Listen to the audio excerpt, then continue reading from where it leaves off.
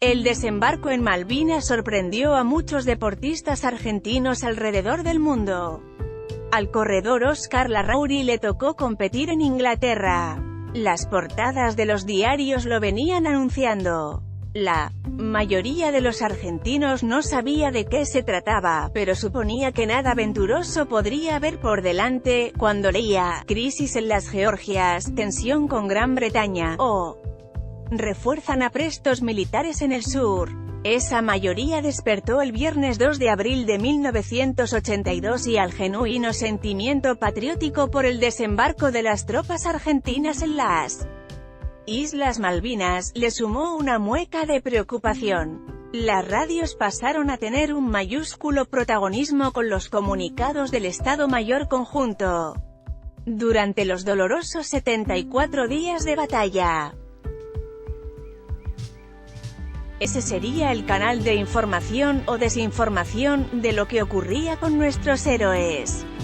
¿Qué pasó con las actividades deportivas que debían disputarse ese fin de semana? ¿Tuvieron alguna alteración? ¿Hubo modificaciones o todo siguió igual? Ese día estaba programado un partido adelantado de la 9 grados fecha del torneo nacional. En Salta, Central Norte debía recibir a Mariano Moreno, de Junín, que hacía su debut en certámenes de AFA. Sergio Lippi, referente del fútbol de esa ciudad de la provincia de Buenos Aires, fue el técnico en el último ascenso de Sarmiento a Primera, integraba aquel equipo. El jueves 1 de abril salimos en micro rumbo a Buenos Aires para tomar un vuelo de la tarde rumbo a Salta. Nos llamó la atención que hiciera escala en Córdoba, que no era habitual. Fue cortita, no bajamos de la nave, pero nos sorprendió que la pista estuviera repleta de aviones militares, alistados para salir en cualquier momento. Es algo que relacionas con el paso del tiempo.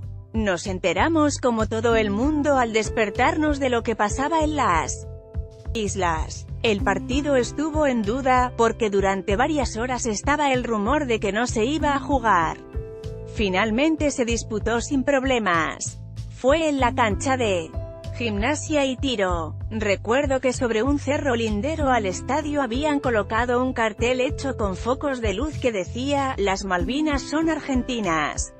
¿Cómo era de noche? Parecía que las letras estaban en el cielo. Antes de comenzar, se izó la bandera y se cantó el himno. Perdimos 1-0 e ingresé al promediar el primer tiempo. Sinceramente, sufrimos haber disputado aquel nacional.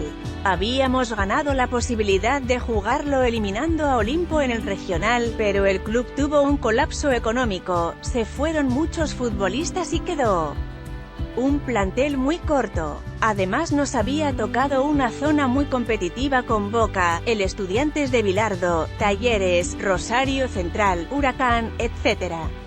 El sábado 3, en la lejana ciudad sudafricana de Bloemfontein, la selección argentina de rugby conseguía uno de los más grandes impactos de su historia al superar por primera vez a los locales Springboks, una potencia mundial.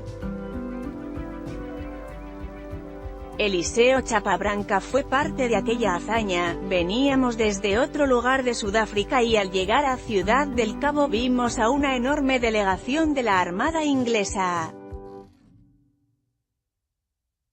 compuesta por muchos barcos militares. Yo ya había estado 4 veces en Sudáfrica y nunca había visto ese movimiento.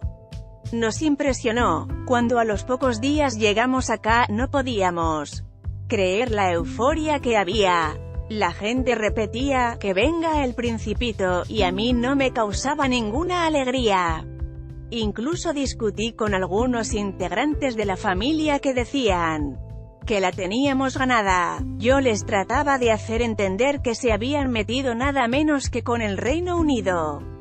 Me decían «Vendepatria», el Chapa Branca, que hoy sigue relacionado con el rugby, recuerda el triunfo en Sudáfrica, el día del desembarco, aunque ellos no estaban al tanto de lo que estaba pasando, jugamos sin saber lo que Ocurría en Malvinas y apenas terminó el encuentro nos dijeron cuál era la situación. El partido fue increíble, una victoria que no sabíamos cómo había ocurrido, porque una semana antes nos ganaron ampliamente. Fue una batalla, donde los forwards tuvieron el dominio, que era muy difícil de lograr contra los sudafricanos. No actuamos bajo el nombre de los Pumas, porque estaba instalado el apartheid, que imponía ciertas restricciones para presentarse en ese país. La denominación fue Sudamérica 15, ya que también en el plantel había uruguayos, chilenos y paraguayos. Fue una tarde épica que entró en la historia de nuestro deporte, con un equipo conformados por destacados rugbyers. Además de Branca, estuvieron Madero, Lofreda, Soares Gache, Allen, Ure, Dengrac, Reyes e incluso Alejandro Putio. Pero, como en tantas ocasiones, Hugo Porta estuvo deslumbrante y fue el autor de los 21 puntos. Todos hicimos un partidazo contra un rival que era superior. No sé de dónde sacamos fuerzas, pero se dio así. Hugo anduvo derecho y acertado a los palos. Él solo no hubiese podido ganar, pero le daba al grupo una magia única. Eso era Porta, un jugador diferente. En aquellas horas de incertidumbre, miedo, patriótica algarabía y dudas, hubo deportistas argentinos que compitieron en Gran Bretaña. Para ellos fue inesperado el inicio del conflicto bélico, con la carga de no saber qué pasaba en las Malvinas. Óscar Larrauri era un destacado piloto de Fórmula 3 europea, que ya venía demostrando sus aptitudes y se lo mencionaba como el posible sucesor de Carlos Reutemann en la Fórmula 1. Recuerdo perfectamente la competencia del domingo 4 de abril en el circuito de Donington. Fue grande mi asombro cuando al leer los titulares de los diarios de Inglaterra estaba la palabra «War», guerra. Estaría mintiendo si dijese que la pasé mal con los ingleses, para nada. Hice una buena carrera donde salí segundo. Subí al podio con absoluta normalidad, contó. La guerra tuvo su influencia. Tiempo más tarde decidí faltar a una nueva competencia en Inglaterra, en el circuito de Silverstone, pese a que se dio una situación especial.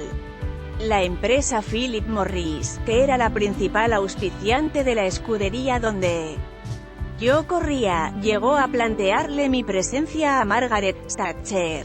Ella respondió: si Larrauri quiere venir y lo hace bajo la responsabilidad de Philip Morris, nosotros no tenemos problemas en que venga a correr. Ellos me llamaron, me pusieron al tanto de la situación y me dijeron que era un riesgo llevarme, porque podía aparecer un loco en cualquier momento que me quisiera agredir. Me ofrecían trasladarme en helicóptero desde la ciudad suiza de Lucerna, donde me habían hospedado.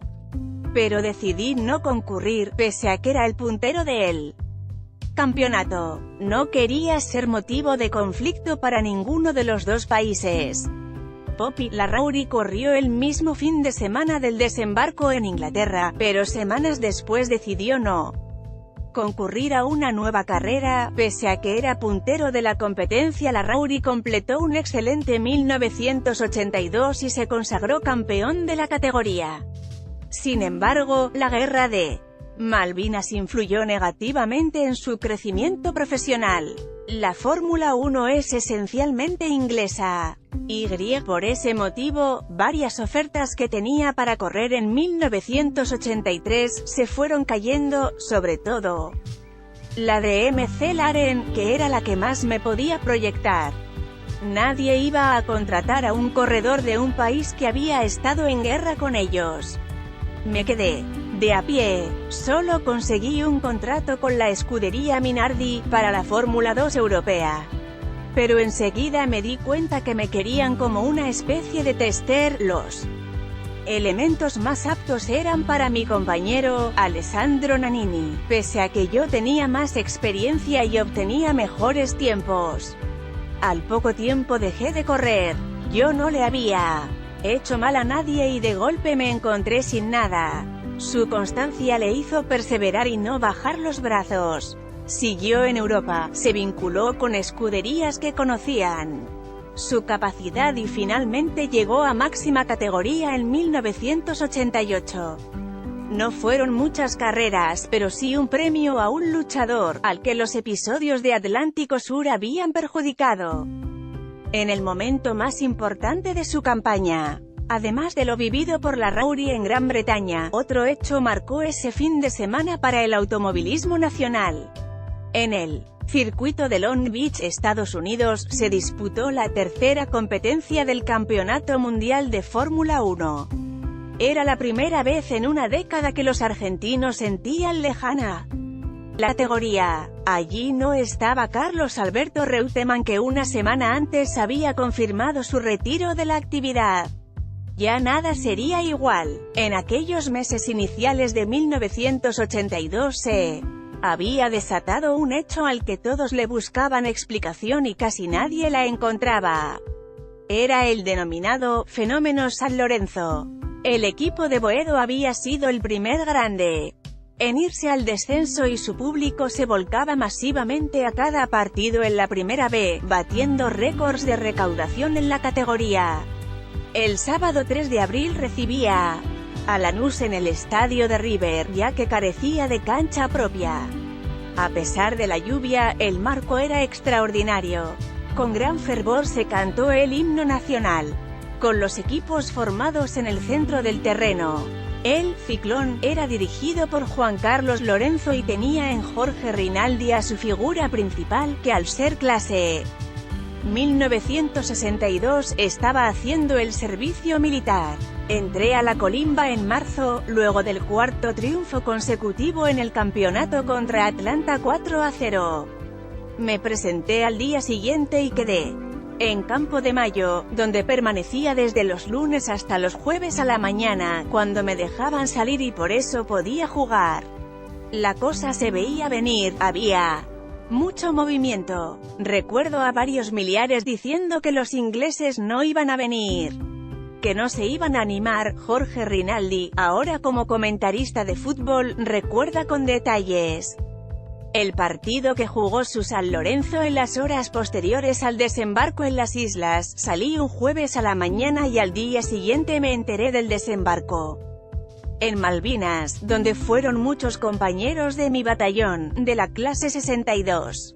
No era fácil jugar. Fue una de las peores actuaciones de San Lorenzo en el campeonato, un partido malísimo. Había llovido mucho, la cancha no estaba en buen estado y hubo escasas situaciones de gol. El recuerdo que me quedó es de un estadio repleto pese al mal clima y que de buen fútbol no hubo nada. En Rinaldi permanecen aún hoy los sentimientos de aquellas horas tan hostiles, durante los 2 meses y medio de Malvinas. Al igual que todos los pibes de mi generación, viví consternado por el drama que significa la guerra. Y porque suponíamos que las noticias que llegaban desde allá eran mentiras. Aquella tarde de Núñez estuvo frente a Rinaldi, quien con el paso del tiempo se convertiría en una leyenda del fútbol de los sábados, José Felipe Perassi, que llegó a disputar 635 partidos en el ascenso. En ese momento era el arquero de Lanús y, en un hecho que se repitió en cada cancha, al ser el capitán, fue el encargado de izar la bandera argentina junto a Óscar Ros, que portaba la cinta en San Lorenzo. Fue un momento muy especial. Con todo lo que se estaba viviendo en el país, tener la responsabilidad de izar la bandera en un estadio colmado era conmovedor, porque a la enorme cantidad de gente que llevaba San Lorenzo, se le sumó mucho público de Lanús. Antes de salir a la cancha, ya nos habían avisado que se iba a hacer la ceremonia de bandera. Al mirar a las tribunas, además del colorido habitual, se podían apreciar carteles hechos a mano en alusión a las Malvinas. Para Lanús era un partido importantísimo. San Lorenzo venía arrasado a todos los rivales y era el cómodo puntero del campeonato. Pero nosotros hicimos lo que habíamos planeado y logramos un 0-0 que fue un resultado positivo. Recuerdo que fue terrible el estado del campo de juego. Por la lluvia. Quizás ese factor nos haya ayudado a equilibrar las cosas, aunque teníamos buenos jugadores como el negro Enrique, Atadía, Lodico, Villagrán y Nigretti. Pasaron 37 abriles y muchas heridas aún buscan consuelo. El deporte argentino, en aquellas febriles e inciertas horas, arrimó un poco de calor a millones de destempladas almas que iniciaban con mucho dolor el inhóspito camino de una guerra injusta y absurda.